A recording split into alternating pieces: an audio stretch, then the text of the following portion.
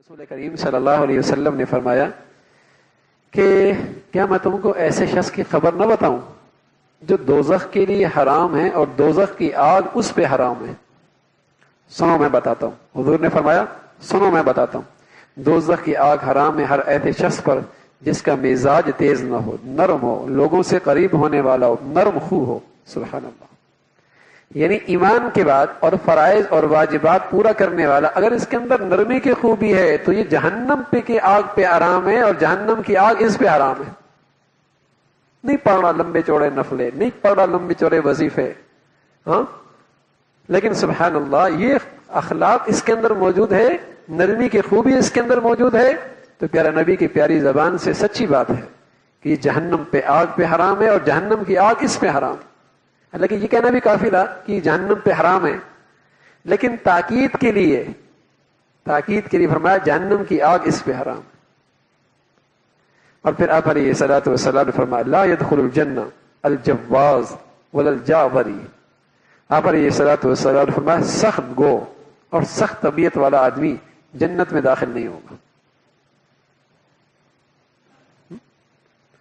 ایسا آدمی، یعنی حضور نے جو فرمایا سخت گو اور سخت طبیعت والا جنت میں نہیں جائے گا، یہ مطلب نہیں کہ یہ مسلمان نہیں رہے گا، بلکہ حضور علیہ الصلوۃ والسلام کے ان ارشادات سے مقصود یہ ہے کہ ایمان کا تقاضا یہ ہے کہ اس کے اندر یہ بری عادتیں نہ ہوں.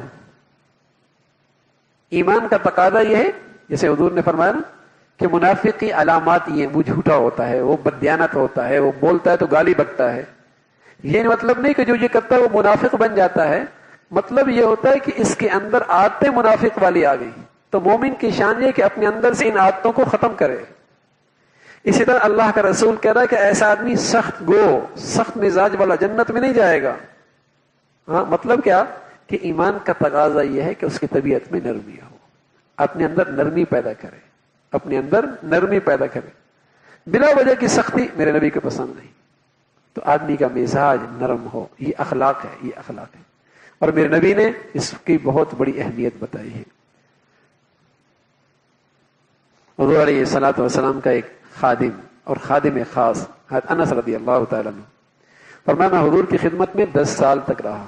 10 سال تک رہا، اور 10 سال کے اندر میرے نبی نے کبھی بھی مجھ سے نہیں کہا یہ کیوں کیا اور ایسا کیوں نہیں کیا. سبحان اللہ. لما فعلت هذا، اور نہیں فرمایا ما فعل، اور یہ کبھی نہیں فرمایا کہ اللہ فعلت هذا، کیوں کیا اور ایسا کیوں نہیں کیا، کبھی نہیں فرمایا. 10 سال ایک خادم رہا ہے. چلو ہم اس درجے کے نہیں پہنچے تو کم از کم اتنا تو کر لیں کہ اس کی عزت نفس مجروح نہ کریں. ملازم ہے، چوکیدار ہے، ماتحت ہے، اس نے اپنا وقت دیا ہے، میں اس کو اس کے وقت کی تنخواہ دیتا ہوں، وہ میرا غلام نہیں ہے.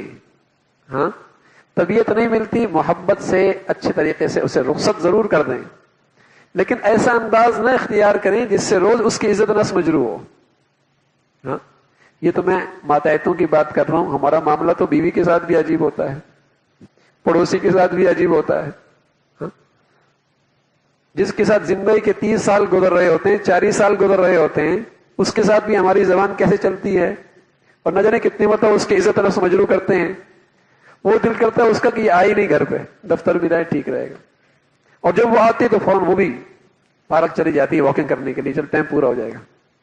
گھروں کا تماشا یہ چل رہا ہے. اب گھروں کا تماشا یہ چل رہا. اللہ معاف فرمائے. آج مسلمان قوم آہستہ آہستہ اخلاق سے بانج ہوتی چلی جا رہی.